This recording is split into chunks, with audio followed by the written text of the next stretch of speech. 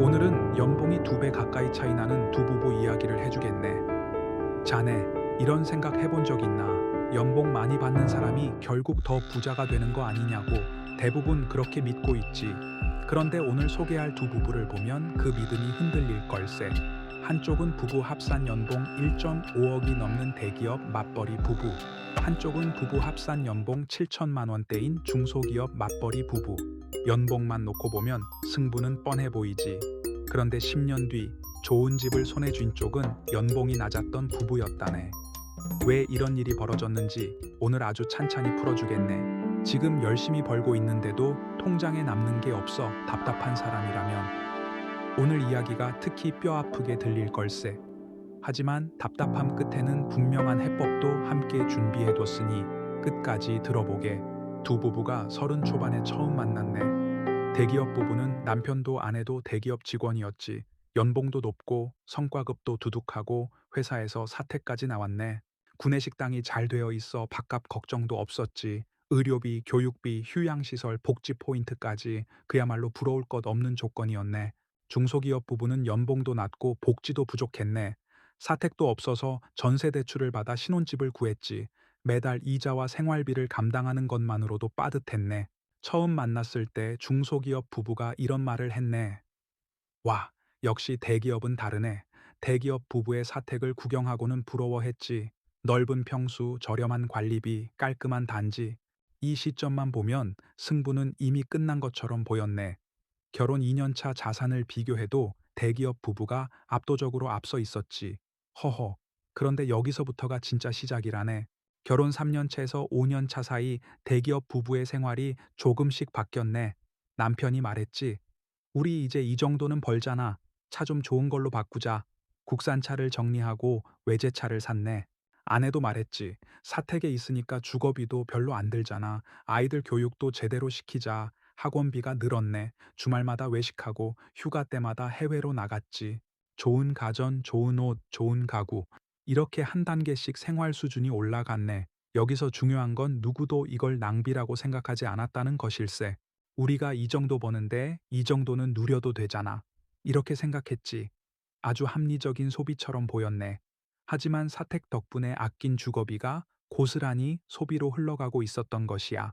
이게 바로 대기업 맞벌이 부부가 흔히 걸려드는 함정이라네. 소득이 오르는 속도보다 지출이 오르는 속도가 더 빨라지는 순간이 반드시 오거든.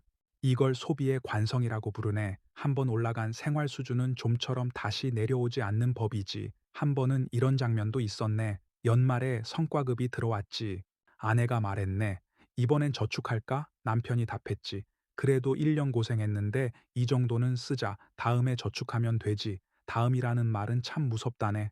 다음 성과급이 들어와도 똑같은 대화가 반복되기 때문일세. 저축은 늘 다음으로 미뤄지고 소비는 늘 지금 이루어지지. 이게 10년 동안 반복되면 결과는 자명하다네. 왜 유독 대기업 부부가 이런 함정에 잘 빠지는지도 짚어보세. 심리학에서는 이걸 프레이밍 효과라고 하네. 사람은 절대적인 금액이 아니라 상대적인 여유를 기준으로 소비를 결정한다는 것이지. 주거비가 굳었다는 사실 하나만으로 마음속에서는 이미 여윳돈이 생겼다고 착각해버리네. 그 여윳돈은 사실 다음 집을 위한 종잣돈이어야 하는데 눈앞에 편안함으로 먼저 새어나가는 것이야. 사택이 오히려 발목을 잡는 역설이 여기서 생겨나는 것일세. 숫자로 한번 보세. 사택에 살면 월세와 관리비가 대략 월 100만 원 가까이 절약된다고 치세. 이걸 10년 동안 그대로 모아 투자했다면 그 자체로 상당한 목돈이 되네. 그런데 외제차 할부와 여행, 외식으로 흘려보내면 10년 뒤 남는 건 감가상각된 중고차 한 대뿐이라네. 굳은 돈은 눈에 보이지 않지만 그 돈이 어디로 흘러가는지가 결국 10년 뒤의 순자산을 결정한다는 걸 기억해 두게. 실제로 요즘 부동산 통계를 봐도 비슷한 흐름이 보이네. 소득 상위권 맞벌이 가구라고 해서 반드시 자가를 먼저 마련하는 것은 아니라네. 오히려 무주택 기간이 길어질수록 그 기간 동안의 소득이 전세 보증금이나 생활비 상승분으로 흡수되면서 정작 내 집 마련의 문턱은 더 높아지는 경우가 많지. 반대로 상대적으로 소득이 낮더라도 일찍 매수에 나선 가구는 그 뒤로 이어진 자산 상승분을 고스란히 자기 것으로 만들었네. 결국 타이밍과 습관이 소득의 크기보다 더 크게 작용한다는 걸 통계가 말해주고 있는 셈이지. 같은 시기 중소기업 부부는 정반대로 움직였네. 연봉이 조금씩 오르긴 했지만 생활 수준은 그대로 유지했지.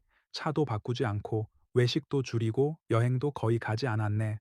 그렇게 모은 돈으로 서울 외곽의 작은 아파트를 전세를 끼고 매수했지. 주변 사람들이 이렇게 말렸네.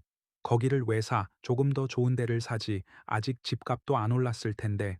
그래도 이 부부에게는 원칙이 하나 있었네. 우리 월급으로 살 수 있는 집을 먼저 사자는 것이었지. 집을 생활의 완성품이 아니라 자산의 출발점으로 본 것일세. 결혼 6년 차에서 8년 차 사이 두 부부의 격차가 본격적으로 벌어지기 시작했네.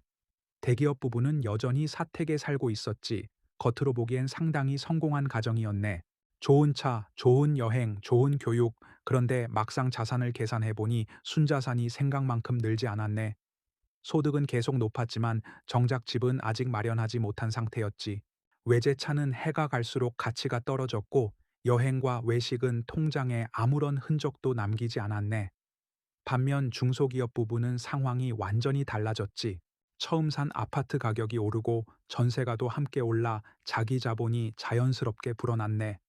그 돈으로 대출을 상환하고 두 번째 집으로 갈아탔지. 시세 차익에 그동안 모은 여윳돈을 더해 처음보다 훨씬 좋은 입지로 옮겨간 것일세. 이 무렵 대기업 부부의 아이는 이미 사립 유치원이나 영어 학원에 다니고 있었고, 중소기업 부부의 아이는 국공립 어린이집을 다녔지. 겉모습만 보면 여전히 대기업 부부가 더 여유로워 보였네. 하지만 통장 잔고와 부동산 등기부등본은 정반대의 이야기를 하고 있었지. 여기서 두 부부의 월급날을 한번 나란히 놓고 보세. 대기업 부부의 월급날은 이렇다네. 외제차 할부금이 빠져나가고, 카드값이 빠져나가고, 학원비가 빠져나가고, 여행 적금이 빠져나가지. 남은 돈을 확인하며 이렇게 말하네. 이번 달도 얼마 안 남았네. 중소기업 부부의 월급날은 다르다네. 전세대출 이자와 생활비를 제외한 나머지를 곧바로 주택대출 상환과 소액투자로 돌리지. 남편이 이렇게 말하네. 이번 달도 집값이 우리 대신 일했네. 이 한 문장이 두 부부의 10년을 가른 결정적인 차이라네. 결혼 9년 차에서 10년 차 두 부부가 오랜만에 만났네. 대기업 부부가 물었지. 요즘 어디 살아? 중소기업 부부가 대답했네. 저기 신축 아파트. 대기업 부부가 놀라며 되물었지. 거기 꽤 비싸지 않아? 응, 몇 년 전에 갈아탔어. 그제야 대기업 부부는 자신들의 자산을 계산해 봤네. 그리고 충격을 받았지. 연봉은 자기들이 훨씬 높았는데 순자산은 상대 부부가 더 많았던 것이야. 대기업 부부에게는 좋은 차와 좋은 소비의 기억이 남았고 중소기업 부부에게는 아파트와 금융자산이 남았네. 허허. 이 이야기를 듣고 대기업 다니는 사람은 기분 나쁠 수도 있겠네. 하지만 내가 말하려는 건 대기업이 나쁘다는 이야기가 절대 아니라네. 중요한 건 소득의 크기가 아니라 그 소득이 만들어내는 자산의 구조라는 것일세. 대기업의 높은 소득은 엄청난 무기일세. 사택도 축복이고 구내식당도 축복이고 좋은 복지도 축복이지. 문제는 이 축복 덕분에 절약된 돈을 어디에 쓰느냐였네. 생활 수준을 올리는 데 썼느냐, 아니면 자산을 만드는 종잣돈으로 썼느냐. 이 한 끗 차이가 10년 뒤 완전히 다른 결과를 만들어낸 것이야. 반대로 생각해보게. 중소기업 부부는 돈이 부족했기 때문에 오히려 소비를 통제할 수밖에 없었네. 없어서 못 쓴 것이 아니라 부족했기 때문에 오히려 자산을 먼저 만드는 힘이 생긴 것이지. 결핍이 오히려 전략이 된 셈이라네. 사람은 선택지가 많을 때 오히려 나쁜 선택을 하기 쉽고 선택지가 좁을 때 오히려 올바른 선택에 가까워지는 경우가 많다네. 중소기업 부부의 좁은 살림살이가 역설적으로 가장 확실한 자산 전략이 되어준 셈이지. 그렇다고 대기업 부부가 반드시 가난해진다는 이야기는 아닐세.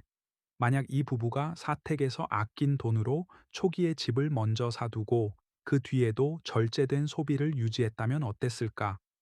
아마 중소기업 부부보다 훨씬 빠르게, 훨씬 크게 부자가 됐을 걸세.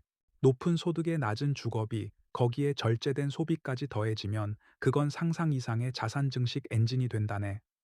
반대로 높은 소득의 높은 소비, 거기에 주택 매수 지연까지 겹치면 생각보다 자산이 만들어지지 않는다는 것도 함께 기억해두게.